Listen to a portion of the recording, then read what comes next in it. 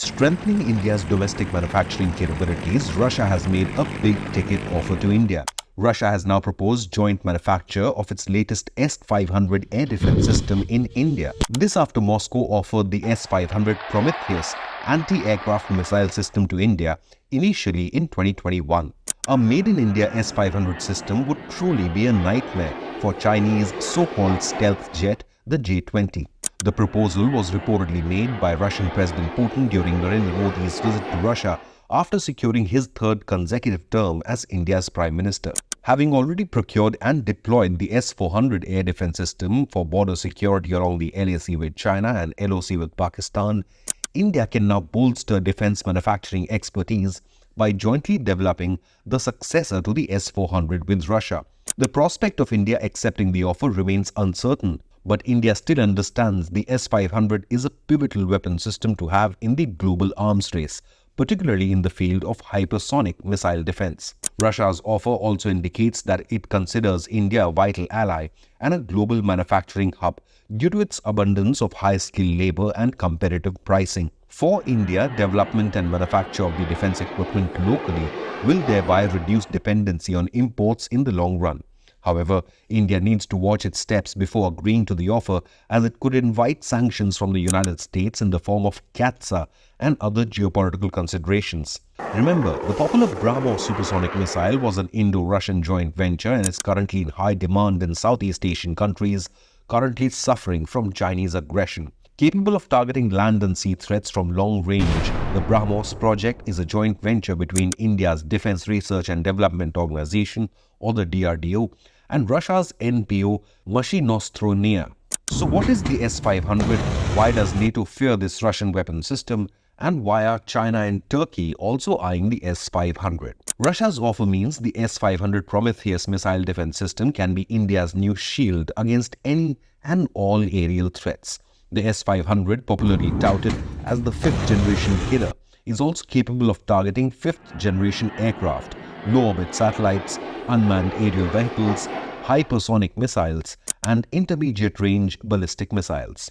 Russia claims that the S-500 is capable of intercepting all types of modern hypersonic weapons and engaging targets up to 600 kilometers away. If deployed at the line of actual control, the air defense system can be beneficial for the Indian military to step up preparedness along the disputed border areas and pose a challenge to China as well.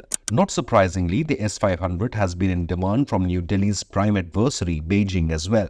Sources familiar with US intelligence on the program reveal that Russia conducted the longest-range surface-to-air missile test ever with the S-500, reportedly hitting its targets successfully.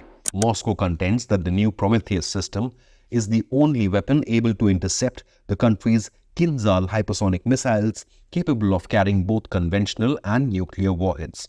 With advanced radar technology and command and control capabilities which ensure seamless detection and tracking, S-500 can engage multiple targets simultaneously, including stealth aircraft and missiles. The S-500 will be fully operational in Russia by 2025, and if the war with Ukraine continues till then, the lethal SAM functions boasted by the Kremlin could change the trajectory of the conflict and give Russia a noticeable advantage. Remember, in April 2024, Russian Defense Minister Shoigu announced plans to deploy the S-500 Prometheus anti-aircraft missile system inside Ukraine. The S-500, intended to serve as a deterrent, particularly to NATO, poses a massive security threat to Ukraine. Hence, Ukraine and its NATO ally, the United States, are trying to garner international support in this conflict with Russia.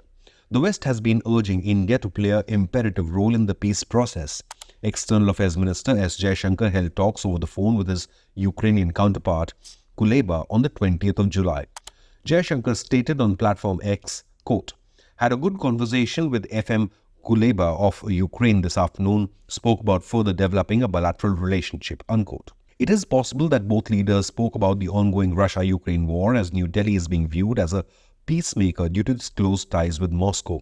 Prime Minister Modi also reiterated India's commitment to fostering peaceful resolution to the ongoing hostilities in Ukraine during his meeting with Ukrainian President Zelensky on the sidelines of the G7 summit in Italy. On the other hand, the United States has also been issuing back-to-back appeals to India to support efforts to, quote, realize an enduring and just peace for Ukraine, unquote. Only a day before, Indian External Affairs Minister and his Ukrainian counterpart held a telephonic conversation, US State Department Principal Deputy Spokesperson Vedant Patel said on the 19th of July, quote, "In the context of Ukraine and Russia's ongoing aggression and infringement on Ukraine's territorial sovereignty, we continue to ask all partners, including India, to support efforts to realize an enduring and just peace for Ukraine. And we urge Russia to withdraw troops from Ukraine's sovereign territory," unquote. India's consistent advocacy for peace combined with Modi's stature and longevity in power lends it a highly credible voice in the ongoing conflict. Meanwhile, India is also rapidly advancing its defense manufacturing capabilities by partnering both with Russia and with the West. India has now entered the list of top 25 countries for defense exports worldwide. This rise has been justified by Russia's latest offer of co-production and manufacture of the S500 air defense system with India. On the other hand, India is collaborating with USA for Apache helicopters, Reaper armed drones, Striker combat vehicles, and soon Javelin anti-tank weapons. According to Economics Survey 2024, India's defense production grew substantially from 74,054 crore rupees in 2017 to 108,684 crore rupees in FY23, which also boosted defense exports. Modi 3.0 has set an ambitious target of taking annual defense exports to 35,000 crore rupees by 2024-25. A made-in-India S500 air defense system would surely draw a lot of international attention and an opportunity for India to further enhance its stature as a defense manufacturing powerhouse. The big question is, will USA object to any India-Russia collaboration on the S500 deal? Leave a comment, hit the like button and subscribe to Inconnect News.